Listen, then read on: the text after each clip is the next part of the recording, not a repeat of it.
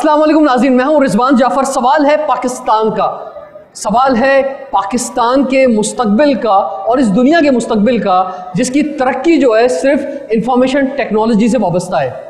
वो मुल्क कि जिन्होंने आईटी के शोबे में तवज्जो दी, इन्वेस्टमेंट की और समझा कि इसी के ज़रिए हम आगे जा सकते हैं, वो आज आगे निकल गए। और वो मुल्क कि जिन्होंने इस पर तवज्जो नहीं दी वो कहीं पीछे रह गए। पाकिस्तान आज आईटी इंडस्ट्री में किस जगह पर है? पाकिस्तान में ख़ासतौर पर जो फेडरल गवर्नमेंट है, प्रोविंशियल गवर्नमेंट्स हैं, वो कितनी तवज्जो दे रहे हैं आईटी इंडस्ट्री के हवाले से आज के प्रोग्राम में हम जानेंगे। बहुत ही ज़बरदस्त गेस्ट पैनल आज मेरे साथ मौजूद है, तारुफ कराऊंगा।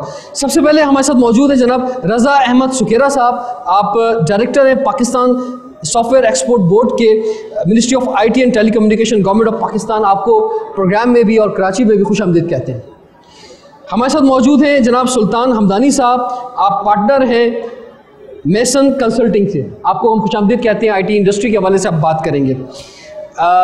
पाकिस्तान में एक और बहुत अहम शोबा, उस पर बात होगी, और उसमें हमें ज्वाइन किया है रूहान आसिफ साहब जो कि कम्युनिटी मैनेजर है बाइनेंस के, आपको खुशामदीद कहते हैं। इस वक्त हम ITCN एशिया में मौजूद हैं और ये एक बड़ा कामयाब प्रोजेक्ट है और इस प्रोजेक्ट को करते हैं मोहम्मद उमैर निज़ाम साहब जो कि वाइस प्रेसिडेंट हैं e commerce gateway Pakistan private limited के और इवेंट डायरेक्टर हैं ITCN एशिया के। आपको हम खुशामदीद भी कहते हैं और मुबारकबाद भी देते हैं कि इतने ज़बरदस्त पूरे पाकिस्तान को जो IT के शोबे में काम करें उनको आपने एक जगह जमा किया है।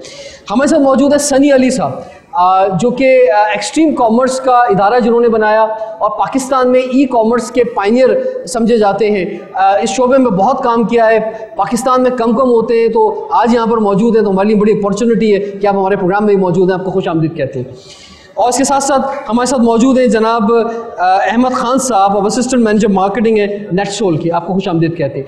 इसी तरह मेरे सामने भी बहुत से IT एक्सपर्ट्स मौजूद हैं, उसके साथ साथ यंगस्टर्स मौजूद हैं जो इस शोबे पर सवाल करेंगे। प्रोग्राम का आगाज़ करते हैं रज़ा साहब आपसे। चाहे साबिक वज़ीर आज़म हो, मौजूदा वज़ीर आज़म हो, कोई भी हुकूमत हो, वो बात तो बहुत करती है कि जनाब हम IT पे हमने ये कामयाबी हासिल की हैं या हम करना चाहते हैं या हमारे टारगेट्स हैं, लेकिन क्या वैसे रिजल्ट्स आ रहे हैं सामने सर? दुरुस्त। अगर रिजवान आपने बात स्टार्ट की है रिजल्ट्स के हवाले से, और जो इस साल का जो पिछला फाइनेंशियल क्लोजिंग था उसमें हमें जो उम्मीद थी, हमने टारगेट रखा हुआ था $3.5 अरब का, और वो पिछले साल के मुकाबले में 75% ग्रोथ का हमने टारगेट रखा हुआ था। लेकिन हमने जो क्लोज़ किया साल वो $2.6 अरब पे किया है और तकरीबन 24% के करीब ग्रोथ रही है पिछले साल के हिसाब से। लेकिन उससे जो प्रोसीडिंग ईयर था पिछले उस पर आप ग्रोथ देखें तो तकरीबन 47% हमारी ग्रोथ थी, और उसमें पैंडेमिक का फैक्टर भी था। लेकिन पैंडेमिक के फैक्टर के बावजूद जिस तरह से वज़ारत इंफॉर्मेशन टेक्नोलॉजी ने, पाकिस्तान सॉफ्टवेयर एक्सपोर्ट बोर्ड ने, पाशा ने मिल के स्ट्रैटेजाइज़ किया कि हमने के जो IT कंपनीज़ हैं, सॉफ्टवेयर हाउसेज़ हैं, जो हमारे कॉल सेंटर्स हैं, इनको हमने खुला रखना है और हमने इनकी एक्सेसिबिलिटी, इनकी कनेक्टिविटी को जारी रखना है। उस स्ट्रैटेजी की वजह से बहुत सारा बिज़नेस नेबरिंग मार्केट से भी हमने देखा कि दुबई में बैठे हुए हमारे जो लोग थे वो बिज़नेस पाकिस्तान में इस्लामाबाद, लाहौर, कराची में राउट कर रहे थे। लेकिन रिज़ल्ट्स क्या, जिस तरह का आपका सवाल था, क्या ये रिज़ल्ट काफ़ी है? बिल्कुल काफ़ी नहीं है। जहाँ हमें खड़े होना चाहिए था हम वहाँ खड़े हैं, बिल्कुल खड़े नहीं हैं। और ministry of IT and telecom के हवाले से, PSAP के हवाले से हमारी जितनी इंगेजमेंट्स होती हैं स्टेक होल्डर्स के साथ, ख़ासतौर पे हम अपने जो हमारे कोलीग्स हैं पब्लिक डिपार्टमेंट्स में, उनको जो हम बावर कराते रहते हैं कि आपका जो आज का मसला है करंट अकाउंट डेफिसिट का, वो ये सेक्टर रिजॉल्व कर सकता है। ये बहुत इंपॉर्टेंट बात है। अगर हम जो इंपॉर्टेंट चीज़ है रिजवान के $2.6 अरब में, ये वो सेक्टर है पाकिस्तान का सर्विसेज का टॉप सेक्टर है जो कि 76% ट्रेड सरप्लस है।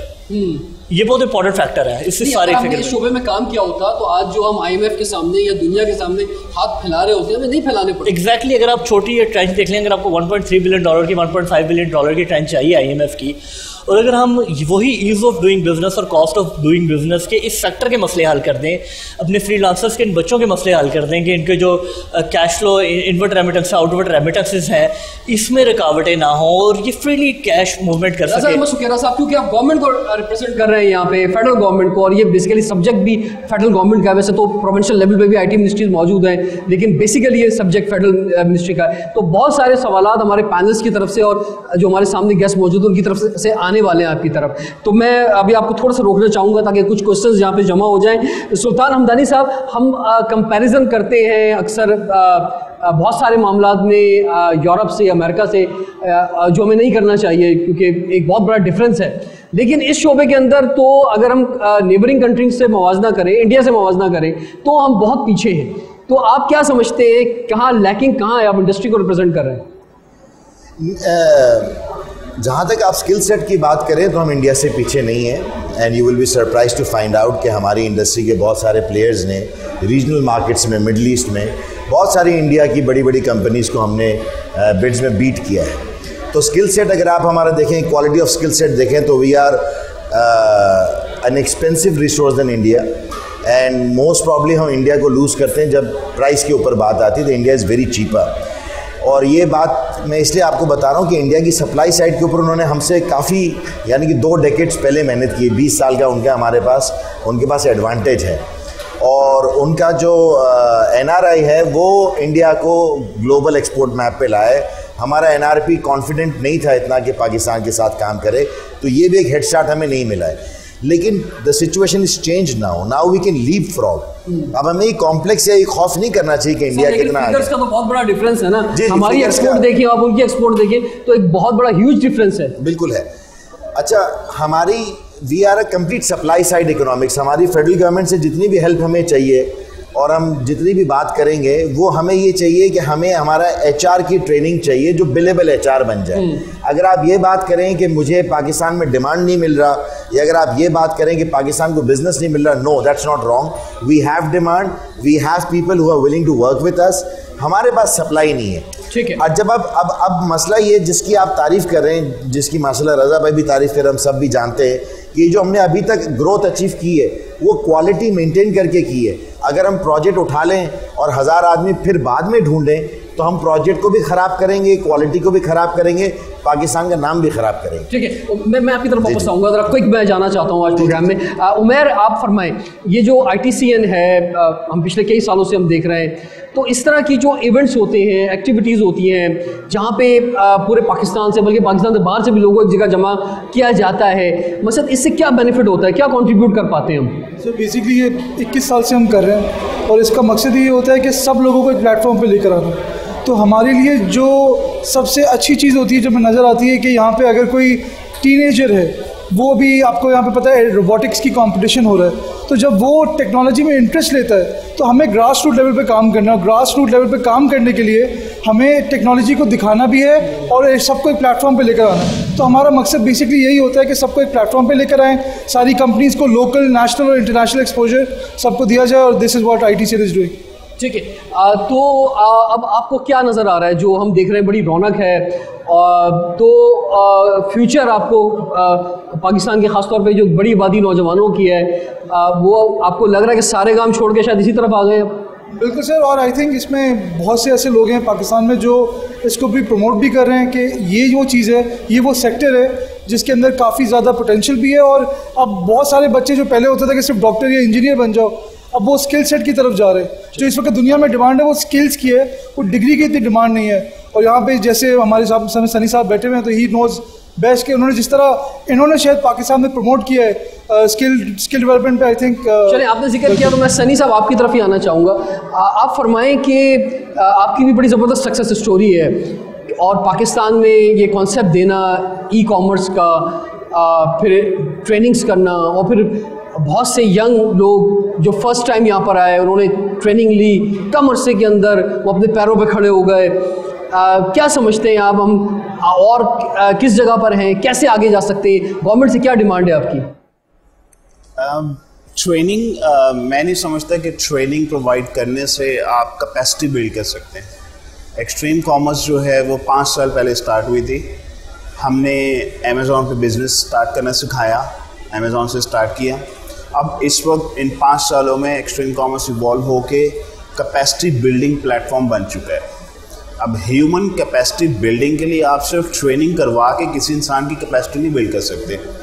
अगर किसी को ट्रेनिंग कराना है तो गवर्नमेंट के लिए बहुत आसान है कि 1 मिलियन बच्चों को बोलें कि जाओ यूडेमी पे जाओ, $10 का कोर्स ले लो, हम पे करते हैं $10 आपको, या यूट्यूब से जाके लर्न कर लो। ये आसान है। गवर्नमेंट के बहुत बड़े मसले हल हो जाएंगे अगर वो 1 मिलियन बच्चों को ट्रेनिंग करवा दें। हम पैसे देते हैं, जाओ $20,000 का कोर्स कर लो। अगर ट्रेनिंग करने से इंसान की कैपेसिटी बिल्ड हो जाती तो दुनिया की सारी गवर्नमेंट्स के मसले हल हो जाएंगे। जैसे मैंने कहा प्रोग्राम के आगाज़ में कि पाकिस्तान का मुस्तकबिल जो है वो उससे वाबस्ता है, और पाकिस्तान में नौजवानों की बहुत बड़ी तादाद जो है वो शोबे की तरफ आ रही है और उसमें उनको रास्ता दिखाना है। लेकिन बहुत से इनिशिएटिव्स ऐसे भी हैं, स्टार्टअप्स ऐसे भी हैं जहां वो बहुत कामयाब हुए। कुछ स्टार्टअप्स जो है वो बंद भी हो रहे हैं, नाकाम भी हो रहे हैं। बहुत सारी इन्वेस्टमेंट जो लगी थी वो डूबने का भी खदशा पैदा हो रहा है बहुत सारी वजूहात की बिना पे। हमें अपने बच्चों को, ख़ासतौर पे नौजवानों को, जो मुल्क का मुस्तकबिल, उन्हें बचाना है तो, और उन्हें बेहतर जो है राह दिखानी है। तो इसमें ये जो ज़बरदस्त स्टेक होल्डर हमारे साथ मौजूद है, पैनलिस्ट, और गवर्नमेंट जो है इनके लिए क्या कर सकती है, ब्रेक के बाद हम जानते हैं। सवाल है पाकिस्तान।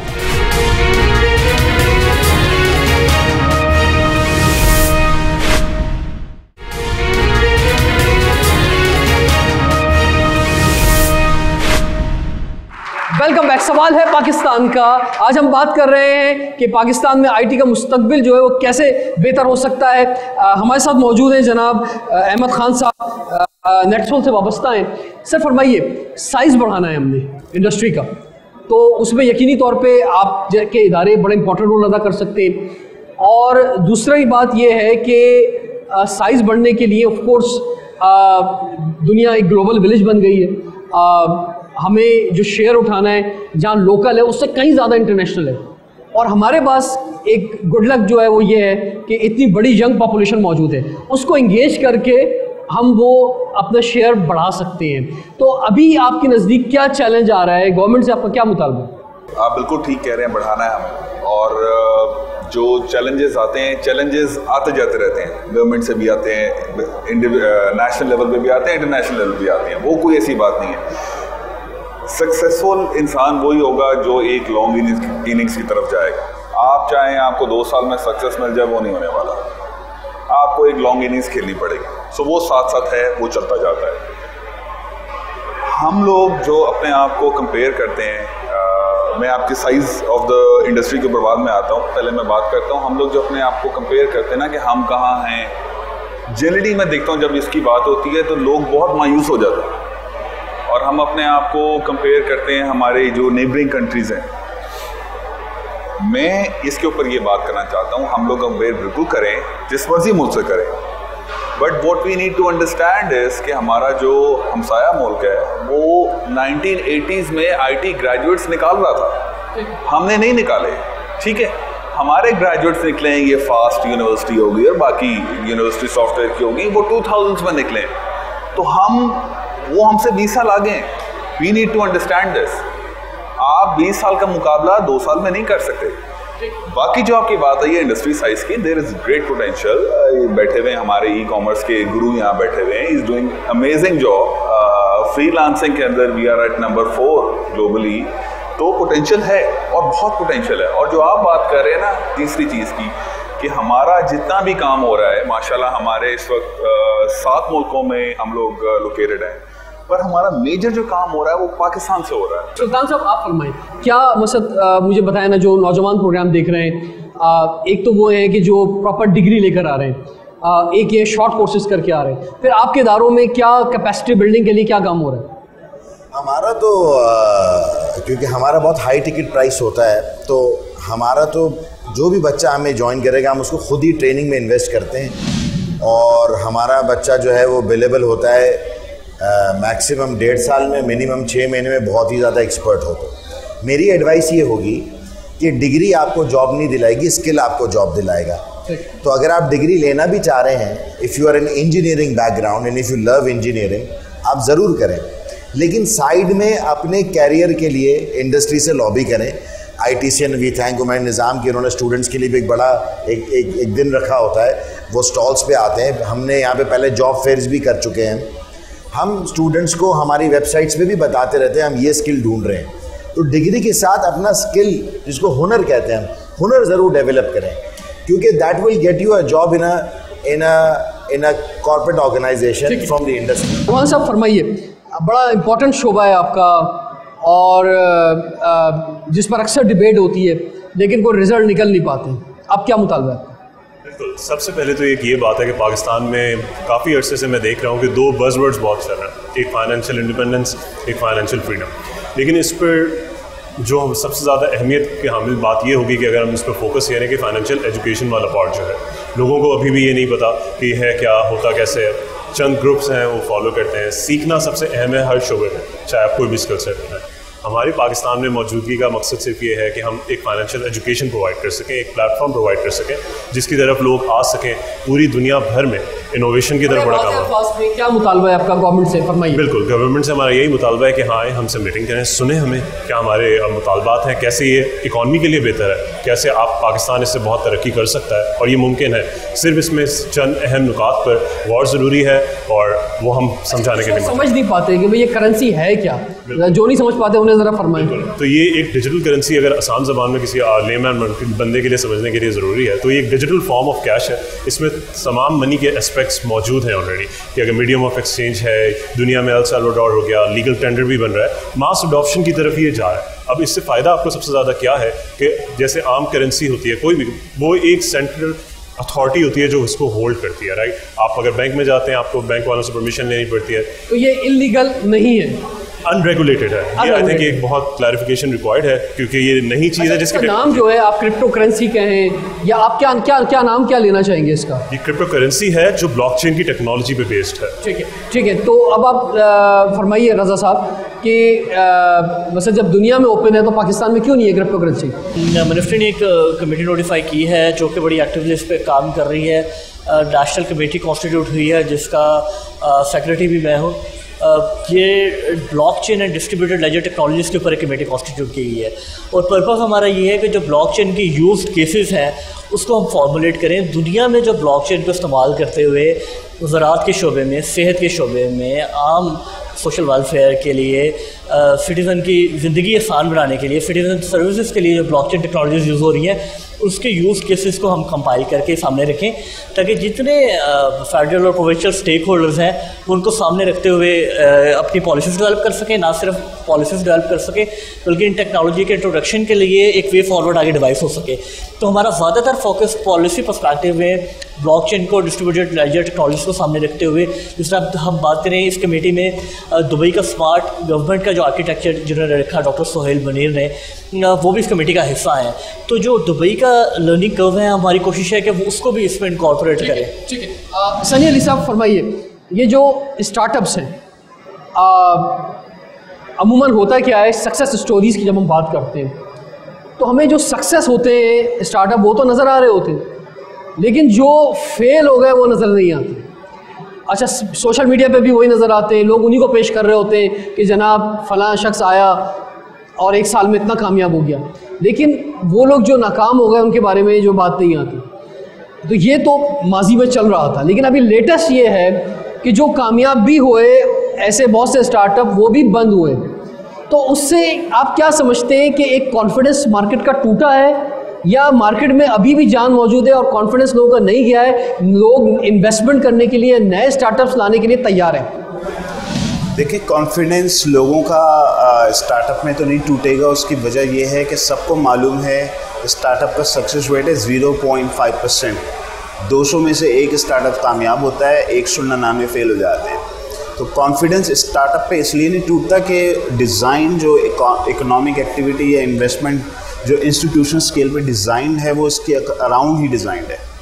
कॉन्फिडेंस पाकिस्तान पे टूटता है, स्टार्टअप पे नहीं टूटता।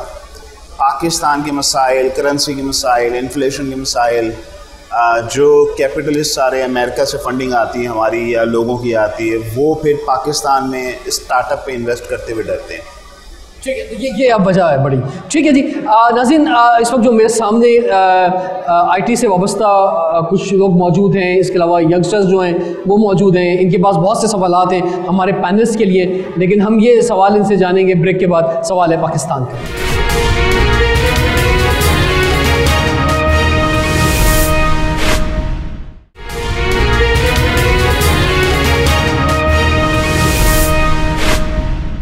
Welcome back. सवाल है पाकिस्तान का, बात कर रहे हैं पाकिस्तान में आईटी इंडस्ट्री के हवाले से। मदिया शफी साहब हमारे साथ मौजूद है। आप फरमाइए, आप कैसे देख रही है पाकिस्तान में आईटी इंडस्ट्री को?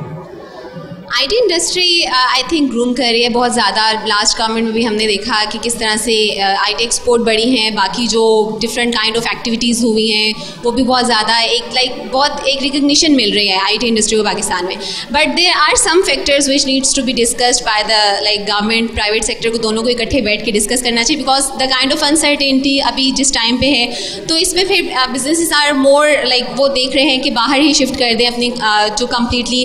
तो माई क्वेश्चन इज़ कि एक तो ये कि एम्प्लॉई फ्रेंडली पॉलिसीज़ जो हैं वो गवर्नमेंट सेक्टर्स में इतनी नहीं होती। वहाँ पे बस ये है कि आप काम करो, ठीक है, पैसे आ रहे हैं, सैलरी आ रही है, जो भी है। तो प्राइवेट सेक्टर में आईटी मिनिस्ट्री में रही है, आपने वहाँ बैठ के आवाज़ नहीं उठाई इस बात की कि भाई कुछ फ्रेंडली पॉलिसीज़ बना हुआ है? Actually I have worked over there for some time. उससे पहले मैं प्राइवेट सेक्टर में ही थी। मैंने हायर एजुकेशन कमीशन के साथ भी काम किया, फिर बाकी गवर्नमेंट के साथ भी काम किया। तो वहाँ पे बैठ के तो आवाज़ नहीं उठाई, which is my mistake as well. But private sector में जब दोबारा से वापस आई तो फिर वो एक गैप देखा कि बहुत ज़्यादा है अभी भी, क्योंकि मुझे लगता था जो मैं आईटी मिनिस्ट्री में थी, IT ministry is doing really great amazing job वो कर रहे हैं, बट द काइंड ऑफ जो एक एम्प्लॉय की रिकग्निशन होती है वो गवर्नमेंट उस तरह से प्रोवाइड नहीं करता एम्प्लॉय को जो प्राइवेट सेक्टर देता है। बेसिकली हम जब बात करते हैं, बहुत सारे यहाँ पे सेक्टर्स इन्वॉल्व हैं। अब आईटी में और हर सेक्टर में मुझे ये लगता है कि हमें थोड़ा सा नंबर बेस्ड होना चाहिए। For example, how many people are required for that certain, कितनी लेवल पे कितना बंदा रिक्वायर है। हम क्या करते हैं, अभी फ्रीलांसिंग का एक दौर चल रहा है, उस दौर में सब शुरू हो जाएंगे, nobody knows what exactly is going on, how many numbers are required in terms of, और जो बच्चे पढ़ के निकल रहे हैं उनको कनेक्ट करें इंडस्ट्री के साथ, इंस्टेड कि हम अलग अलग बात। अच्छा, ये बहुत अच्छी बात की रज़ा साहब आप भी फरमाएं कि जो आपकी जो असल मार्केट है वो पाकिस्तान की यूनिवर्सिटीज़ हैं, तो क्या आप प्रॉपर्ली हर यूनिवर्सिटी से, इंस्टीट्यूशन से लिंक हैं? आपको पता है किस नंबर पे काम हो रहा है, क्या एक्सपर्टीज दी जा रही है? और सुल्तान बात कर रहे थे, 6 लाख के करीब एस्टिमेशन है कि अभी आईटी इंडस्ट्री में मौजूद है। अगर आपने $5 अरब पे लैंड करना है आज, तो आपको 3 से 3.5 लाख इमीडिएटली ऐड करना है। 3 से 3.5 लाख को आप इस तरह अंदाज़ा करें कितना बड़ा चैलेंज है कि आज सालाना आपके पास तकरीबन 25 से 26 हज़ार बच्चा प्रोड्यूस हो रहा है। जो 25 से 26 हज़ार बच्चा प्रोड्यूस हो रहा है, इसमें जो टॉप बिलेबल फोर्स जिसको सुल्तान ने भी रेफ़र किया, वो 2200 से ज़्यादा नहीं है। विच मीन्स के जो $5,000 से लेकर $10,000 तक आप उसको बिलेबल फोर्स कह सकते हैं। इस 2200 के अलावा जितना बच्चा है वो अगर यूनिवर्सिटी से निकल भी आता है, उसका स्किल सेट मैच नहीं करता कि वो आईटी कंपनीज में एम्प्लॉय हो। बट टू कनेक्ट हेयर, हमने रिसेंटली जो प्रोग्राम लॉन्च किया, इंडस्ट्री के साथ बैठ के हमने डिज़ाइन किया। बच्चों को 6, 7वें और 8वें सेमेस्टर में 3 शहरों में हम उनके जो इलेक्टिव प्रोग्राम्स हैं, जो यूनिवर्सिटी का डिस्कशन है, वो रिप्लेस कर रहे हैं। 8 प्रोग्राम्स हमने इंडस्ट्री से पूछ के इंट्रोड्यूस कराए हैं, जिसमें मनस्टैक, मिलस्टैक, QA के प्रोग्राम्स है, वेब डेवलपमेंट के प्रोग्राम्स है, क्लाउड सर्टिफिकेशन है, कि बच्चा इलेक्टिव को एज इलेक्टिव उठाए और यूनिवर्सिटी से निकलने से पहले ही एम्प्लॉयबल हो। डॉक्टर बन के लोग, इंजीनियर बन के लोग, आर्ट्स में जाके लोग, MBA करके फिर आईटी में आ रहे हैं। ऐसा क्यों है? लोग जिस शोबे में डिग्री ले रहे हैं लोग उसी में आगे जाए ना, बाद में क्यों आईटी में आ रहे हैं? किसी ने आईटी में आना है तो पहले से डिसाइड करे। सिर्फ एक शोबे को क्रेज बना देना कि जनाब बस इधर आओगे तो इधर ही कुछ अर्न कर सकते हो, क्या ये बात दुरुस्त है? ऐसा हो रहा है? आई थिंक ये हो रहा है, लेकिन इसलिए भी हो रहा है क्योंकि ग्लोबली ये क्रेज़ आया हुआ है। अगर आप देखें तो कोविड के दौरान आईटी और टेक्नोलॉजी ही वो वाही चीज़ है जिसने दुनिया को कनेक्ट किया। तो आई थिंक कि इस वक्त this is the right time to have this craze, specially in Pakistan. जैसे आपने देखा कि नेबर्स के अंदर जो हमारे हो रहा है और हमारा डिफरेंस जो उनके साथ है, तो वो उस डिफरेंस को कैचअप करने के लिए there is a huge potential. और पाकिस्तान के अंदर अल्हम्दुलिल्लाह हम तो हमेशा पाकिस्तान के लिए पॉजिटिव होते हैं कि यहाँ का जो बच्चे का IQ लेवल है वो इस रीजन के अंदर मैं समझता हूँ कि बहुत अच्छा है। उसको सिर्फ डायरेक्शन देने की ज़रूरत है, और जितने लोग काम कर रहे हैं उनको अपने काम को एक साथ मिला के एक बच्चे को डायरेक्शन, कन्फ्यूजन नहीं पैदा करनी है।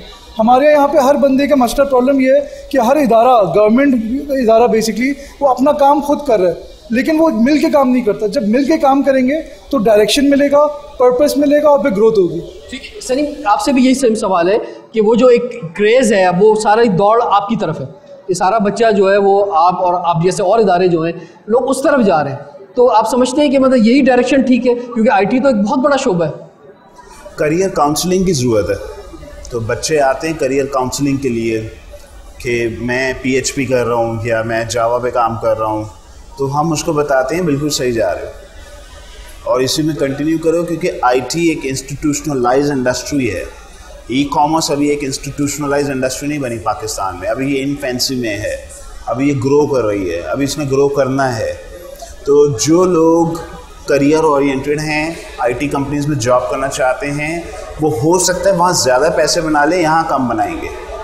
तो हर बंदे को ई कॉमर्स पर नहीं चढ़ा सकते आपको उनको करियर काउंसलिंग करनी पड़ेगी, उन्हें गाइड करना पड़ेगा, इसकी कमी है जी। यही सवाल आपसे सर। स्किल सेट अगर आपने है, आप एक्सेल कर देंगे। आपको जिस चीज़ का क्रेज़ है ना, जो चीज़ आपका पैशन है, आप वो करें, दैट्स इट। मैंने एक्सट्रीम कॉमर्स ज्वाइन किया 2019 के अंदर। तो आपके जो फ्री कोर्सेज और ये सारे आप जो करवाते हैं, तो उनका वो स्टैंडर्ड नहीं है कि हम फ्रीलांस मार्केट पे जाके कोई जॉब यानी कि अवेल कर सकें। और दूसरा, जब हम आपके इंक्यूबेशन सेंटर पे मैंने विज़िट किया तारिक रोड, तो वहाँ पर कोर्सेज़ की यानी कि प्राइस इतने हाई थे कि डिजिटल मार्केटिंग का एक कोर्स आप 50 to 60,000 में करवा रहे थे 3 months का। और सर ने भी जिक्र किया कि फास्ट यूनिवर्सिटी है, लम्स यूनिवर्सिटी है, जो कि एक आइडियल यूनिवर्सिटी है आईटी के लिए, लेकिन उनके पैकेजेस इस तरह के हैं कि नॉर्मल स्टूडेंट उसको अवेल ही नहीं कर सकता। अब हमारा जितने हैं, एनईडी यूनिवर्सिटी है, दाऊद यूनिवर्सिटी है, कराची यूनिवर्सिटी से है, तो गवर्नमेंट सेक्टर में हमारे आईटी लेवल पे कोई अच्छी यूनिवर्सिटी क्यों नहीं है जो इन चीज़ों पे डील कर रही हो? ठीक, बहुत अच्छा आपका सवाल है। पहले सनी आप उनका जवाब दें। देखें, पहली बात तो ये कि आपको ये कोशिश करनी नहीं चाहिए, क्योंकि हम बता के करवाते हैं कि 15% या 20% से ज़्यादा सक्सेस रेट नहीं मिलने वाला आपको। कोर्स करने से अगर पैसे बनते होते तो गवर्नमेंट के बड़े मसले हल हो जाएं, वो 1 मिलियन बच्चों को कोर्सेज करवा देंगे। तो हम बच्चों को बताते हैं कि यूट्यूब पे जाओ, वहाँ से लर्न करो, यूडेमी से $10 में कोर्स मिल जाता है, वहाँ से क्यों लर्न करते आप? यहाँ क्यों आना चाहते हैं? क्योंकि यहाँ कॉस्ट हाई है। यहाँ कॉस्ट इसलिए हाई है कि यहाँ जर्नी है, journey is always expensive. Expensive लोग एक्सपेंसिव इकोसिस्टम डिलीवर करता है, सस्ता इकोसिस्टम डिलीवर नहीं करता। पैसे जर्नी में बनते हैं, पैसे कोर्स में नहीं बनते। तो अगर किसी ने कोर्स करना है, उनको पहले ही बता दिया जाता है 15-20% ज़्यादा चांस नहीं है आपका पैसे बनाने का। पैसे बनाने हैं तो जर्नी से बनेंगे। जर्नी है इंक्यूबेशन, 7 महीने 8 महीने का एक लंबा सफ़र है, वो कॉस्टली सफ़र है। तो दैट्स रियल। अच्छा रज़ा, आप मुझे बताएं, बहुत अच्छा सवाल है आपका नौजवान में, आपने पूरे पाकिस्तान के नौजवानों की नुमाइंदगी की है कि ये जो मैं ड्रीम यूनिवर्सिटी की बात कर रहा हूँ, तो उसमें स्कॉलरशिप्स होनी चाहिए ना। अब इतनी महंगे पैसे देके बच्चे आईटी पढ़ेंगे प्राइवेट यूनिवर्सिटी से, तो कैसे आगे निकल सकेंगे? ये तो लेवल प्लेइंग फील्ड नहीं है। जो 4-5 नाम लिए हैं, जिस तरह फास्ट फाउंडेशन के तहत चल रही है, नर्व्स का नाम लिया गया, कॉमसेट्स भी, अभी आप ग्लोबली प्राइसेस देखें ना एजुकेशन की, तो हमारी डिग्री अभी भी बहुत अफोर्डेबल है। द की कैच इज़ कि ये यूनिवर्सिटीज़ जो बच्चे प्रोड्यूस कर रहे हैं, ये देखें, ये नर्व्स के बच्चे सारे साल में, लास्ट ईयर 2 दफ़ा सैन हॉय से हमारे पास डेलीगेशन आया है, जो कि माइक्रोसॉफ्ट में, अमेज़ॉन वेब सर्विस में, गूगल में, इन सारे टॉप नॉच कंपनीज़ में ये हमारे ग्रेजुएट बच्चे गए हुए हैं। जो और विद टाइम हमारी कोशिश ये है कि जो एग्जिस्टिंग पब्लिक सेक्टर यूनिवर्सिटी का इंफ्रास्ट्रक्चर है, उधर मिनिस्ट्री क्या किरदार अदा कर सकती है, सॉफ्टवेयर एक्सपोर्ट बोर्ड क्या किरदार अदा कर सकता है, नेशनल कंप्यूटिंग एक्रेडिटेशन काउंसिल में हमारी सीट्स हैं, वहाँ बैठ के इन यूनिवर्सिटी की लीड्स के साथ हम बैठ के कोशिश कर रहे हैं। तो जिस तरह सुल्तान ने बात की कि हम एक एसोसिएट डिग्री प्रोग्राम लॉन्च करें, जो कि 2 साल का बच्चा करके आ जाए, इंडस्ट्री रेडी हो और आके काम स्टार्ट करते हैं। अगर बच्चा अफोर्ड करता है, कमाने के बाद अपना 4 साल का डिग्री प्रोग्राम कंप्लीट करते हैं, वरना ही इज़ एम्प्लॉयबल। और साथ ही जो स्किल सेट है वो 300 घंटे से 500 घंटे की ट्रेनिंग से हम उसे प्रोवाइड कर सकें। और यही इजी कैच है जो कि इन सारे मसाइल को हल करने के लिए मददगार साबित होगा। और इसमें जो बड़ा पॉजिटिव पॉइंट है वो ये है कि ये बुनियादी तौर पे जो भी नौजवान इसमें आ रहा है, जो बच्चा इसमें आ रहा है, वो बुनियादी तौर पे अपनी स्किल बढ़ा रहा है। और वो कहते हैं ना, ये जो हुनर आपके अंदर बढ़ता है, ये कभी ज़ाया नहीं होता, और ये बढ़ता चला जाता है, कैपेसिटी आपकी बिल्डिंग होती चली जाती है, और फिर एक आता है आपको रिजल्ट मिलता है। अच्छा, क्रिप्टो करेंसी के हवाले से बात कर लेते हैं इसमें थोड़ा सा। रूहान, मुझे फरमाएं कि क्रिप्टो करेंसी का एक बड़ा बूम भी आया बीच में, और अभी हमने देखा कि बहुत सारा पैसा डूबा भी लोगों का। तो अब फिर गवर्नमेंट अगर इसको नहीं मान रही है, और पाकिस्तानियों ने और नौजवानों ने इसमें पैसा लगाया हुआ है, तो फिर तो इसका मतलब इसका मुस्तकबिल महफूज नहीं है पाकिस्तान में। बाहर तो महफूज है, बाहर जहाँ पे इसको एक्सेप्ट किया जा रहा है, लेकिन इसका मतलब पाकिस्तान में जिनकी इन्वेस्टमेंट है या जो लोग इसमें आना चाहते हैं, तो वो अपने पैसे को महफूज समझें या ना समझें? बिल्कुल, आप अपने पैसे को महफूज समझ सकते हैं। देखिए, किसी भी फाइनेंशियल एसेट्स हो, चाहे स्टॉक मार्केट हो या कोई भी, तो क्रैश तो हर मार्केट कर सकती है, लेकिन हर चीज़ का इन्वेस्टमेंट से पहले हम एज बाइनेंस हमेशा ये कहते हैं कि हम आपको कोई इन्वेस्टमेंट एडवाइस नहीं देते, आप अपना फाइनेंशियल एजुकेशन, हमारे पास वीकली वेबिनार्स हम कर रहे हैं पाकिस्तान के अंदर, तो उसके थ्रू आप सीख ज़रूर सकते हैं। हमारे पास सारे प्लेटफॉर्म्स मौजूद हैं, बाइनेंस अकेडमी मौजूद है। तो हर मार्केट की तरह, हर किसी मार्केट की तरह इस पर किसी भी एसेट क्लास को पढ़ना और उस पर समझना बहुत ज़रूरी है।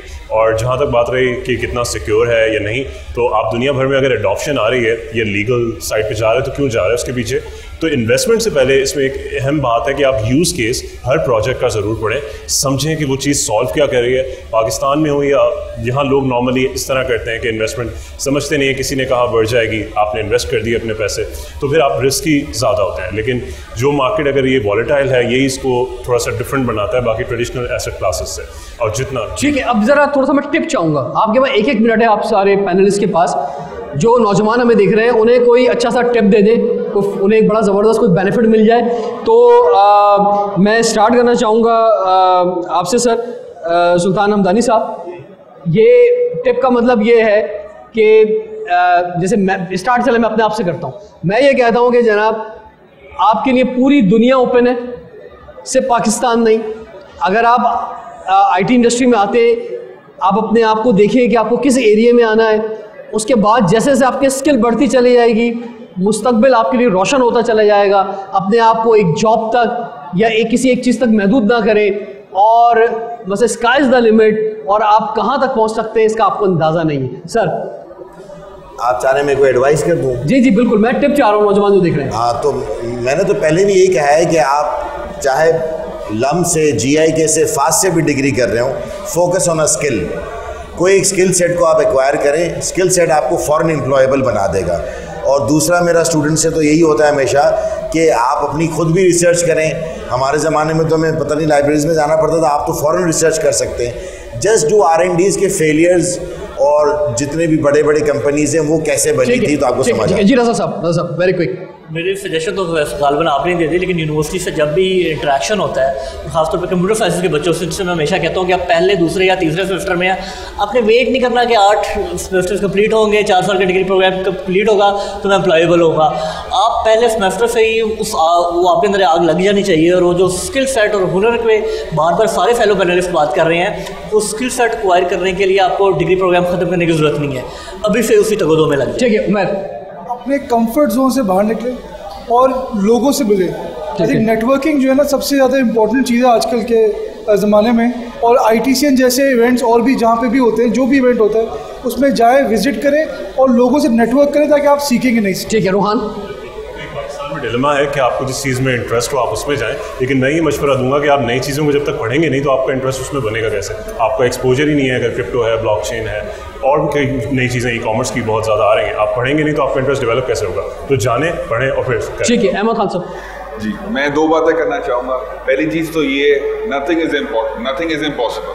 कोई भी चीज़ इम्पॉसिबल नहीं है, नंबर 1। नंबर 2, स्किल सेट बहुत इंपॉर्टेंट है, उससे भी ज़्यादा इंपॉर्टेंट है रीस्किल। आपने हर वक्त एक नया स्किल सीखना है, उसके बाद नया स्किल सीखना है, दैट्स द की। ठीक है सनी अली साहब। बच्चों को आप स्किल करने की ज़रूरत है और नेटवर्क बिल्ड करने की ज़रूरत है, तो ये 2 काम करेंगे तो पैसे खुद ही बनने शुरू हो जाएंगे।